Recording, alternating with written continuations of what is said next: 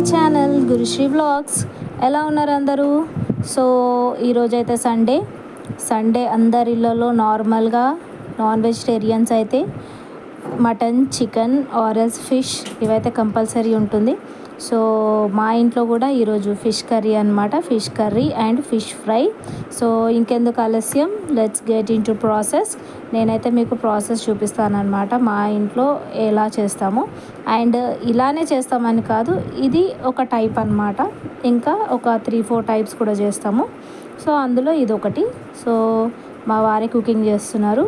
So చూస్తున్నారు కదా, కడాయి పెట్టేసుకొని ఆయిల్ పోసేసుకొని జీలకర్ర, మెంతులు, పచ్చిమిర్చి అండ్ ఉల్లిపాయ వేసుకొని కలిపేస్తున్నాము. సో ఇవి కొంచెం గోల్డెన్ కలర్ వచ్చిన తర్వాత పసుపు వేసుకోవాలి. నేను పసుపు షూట్ చేయలేదు. సో నెక్స్ట్ వచ్చేసి అల్లం వెల్లుల్లి దంచి అప్పటికప్పుడు ఫ్రెష్గా దంచింది అయితే బాగుంటుంది. సో ఎక్కువ మటుకు అదే ప్రిఫర్ చేయండి. నాన్ వెజ్లో వెల్లుల్లిపాయలు ఎక్కువ ఎత్తితే బాగుంటుంది అన్నమాట. సో నెక్స్ట్ వచ్చేసి అవి బాగా ఫ్రై అయిన తర్వాత ఫిష్ పీసెస్ అయితే యాడ్ చేస్తున్నాం అన్నమాట. సో చూస్తున్నారు కదా, కొంతమంది ఫిష్ ఏంటంటే పులుసు అంతా అయిన తర్వాత వేస్తారు. బట్ మేము మాత్రము ఫస్ట్ ఫిష్ వేసిన తర్వాతనే పులుసు చేస్తామన్నమాట. ఇలా చేస్తే ఎక్కువ ముక్కలు విరిగిపోతాయి అంటారు, బట్ ఏమి విరగవు అనమాట. ఫస్ట్ వేసిన తర్వాత కలుపుకోవాలి. ఇంకా తర్వాత అంతా కలపడం ఉండదు అనమాట. గరిటె పెట్టి జస్ట్ కడాయిని మనం ఇట్లా ఊపుతూ కలుపుకోవాలి. సో చూస్తున్నారు కదా, వేసిన ఫస్ట్ మాత్రమే స్పూన్తో కలుపుకుంటాము. ఇంకా చూస్తున్నారు కదా, కొంచెం వాటర్ వచ్చేలా కొంచెం మగ్గించుకోవాలన్నమాట. సో చూస్తున్నారు కదా, కింద కొంచెం వాటర్ అంతా పోతుంది. సో నెక్స్ట్ గంటె కాకుండా ఇట్లా కడాయిని ఊపుతూ ఉండాలన్నమాట.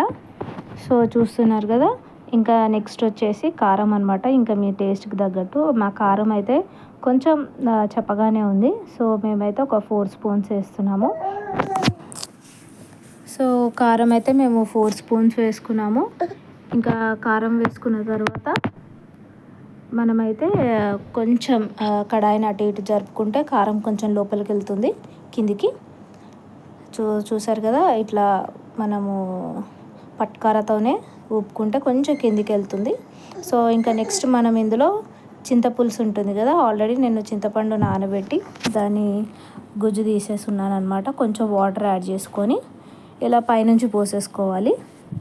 సో చూస్తున్నారు కదా, మొత్తం పోసేసుకోకండి, ఎందుకంటే లాస్ట్లో అంతా చింతపండుది కొంచెం అది ఉంటుంది, గసి ఉంటుంది కదా. సో అదైతే వద్దు. సో చూస్తున్నారు కదా, చింతపండు రసం పోసిన తర్వాత కొంచెం చెంచాతో సైడ్స్ మాత్రమే కదిలిస్తూ ఉండాలి, మొత్తం డైరెక్ట్ కలపొద్దు. సో ఇలా అయితే మనకి ముక్క విరగదు కూడా అనమాట. ఎట్లా ఉందో అట్లానే ఉంటుంది. అండ్ మసాలా అంతా కూడా మంచిగా పట్టుకుంటుంది అనమాట. సో చూసారు కదా, కొద్దిసేపు మగ్గనిచ్చిన తర్వాత ఇట్లా ఆయిల్ అంతా పైకి తేలుతుంది అనమాట. నెక్స్ట్ లాస్ట్లో వచ్చేసి కొంచెం కొబ్బరి పౌడర్ కూడా యాడ్ చేసుకోండి.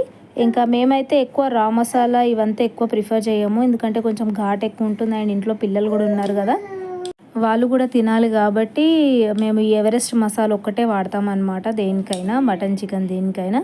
సో అది కూడా ఒక ప్యాకెట్ వేసేసుకున్న తర్వాత సో చూసారు కదా, మనకి ఫినిష్ అయిపోయింది. సో చూస్తున్నారు కదా, ముక్క అనేది ఎక్కడ విరగలేదు. మీరు కూడా ఇలా ఒకసారి ట్రై చేయండి. సో నెక్స్ట్ వచ్చేసి fish fry. So fish fry కోసం అయితే ఇక్కడ సేమ్ కారం, ఉప్పు, పసుపు, అల్లం వెల్లుల్లిగడ్డ అండ్ ఎవరెస్ట్ మసాలా అండ్ కొంచెం ఆయిల్ ఇవన్నీ వేసేసుకొని అండ్ లెమన్ కూడా ఇంపార్టెంట్. లెమన్ అదంతా ఒకసారి పిండేసుకొని అంతా మంచిగా ముక్కకు పట్టేటట్టు కలిపేసుకొని మనము దీన్ని అయితే ఒక 15-20 మినిట్స్ ఫ్రిడ్జ్లో పెట్టుకోవాలన్నమాట. సో చూస్తున్నారు కదా, ఇదంతా ముక్క పట్టేటట్టు మంచిగా కలుపుకోవాలి.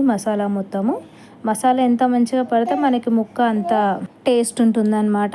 సో చూస్తున్నారు కదా, నేనైతే ఫ్రిడ్జ్లో ఒక 20 మినిట్స్ అయితే పెట్టేసుకున్నాను. సో ఒక 20 మినిట్స్ తర్వాత మనము బయటికి తీసి సో ఫస్ట్ కడాయి అయితే వేడి చేసి నేను ఒక 1 స్పూన్ ఆయిల్ వేసుకున్నాను.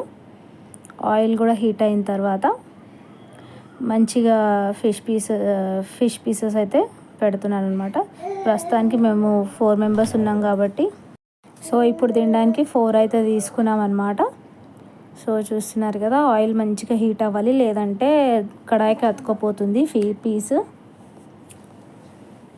సో చూసారు కదా, మంచి గోల్డెన్ కలర్ వచ్చే వరకు మంచిగా ఫ్రై చేసుకోవాలన్నమాట, డీప్ ఫ్రై. ఈ చిన్న చిన్న వాటిలో ముళ్ళు తక్కువ ఉంటాయని మా హస్బెండ్ ఎక్కువ తెస్తారనమాట, ఎందుకంటే పిల్లలు ఉన్నారు కదా. ఈ పెద్ద పెద్ద వాటిలో ఎక్కువ ముళ్ళులు ఉంటాయి, పిల్లలు తినలేరు. సో ఈ చిన్న చిన్న వాటిలో అయితే తక్కువ ఉంటాయి, ఒకటే బోన్ ఉంటుంది. సో అది పిల్లలు తినగలుగుతారని చెప్పి ఎక్కువ అదే ఫిష్ ఫ్రై కోసం అయితే పక్కకు పెడతామన్నమాట మేము. సో చూస్తున్నారు కదా, మంచి గోల్డెన్ కలర్ అయితే వచ్చేసింది అనమాట ఫిష్ ఫ్రై కూడా రెడీ అయిపోయింది. సో చూసారు కదా, మా ఇంట్లో Sunday special fish curry and fish fry. మీరు ఇలా ఒకసారి ట్రై చేయండి. అండ్ నా వ్లాగ్స్ కనుక మీకు నచ్చినట్టయితే ప్లీజ్ లైక్ చేయండి, షేర్ చేయండి and subscribe to my channel. Thank you so much for watching.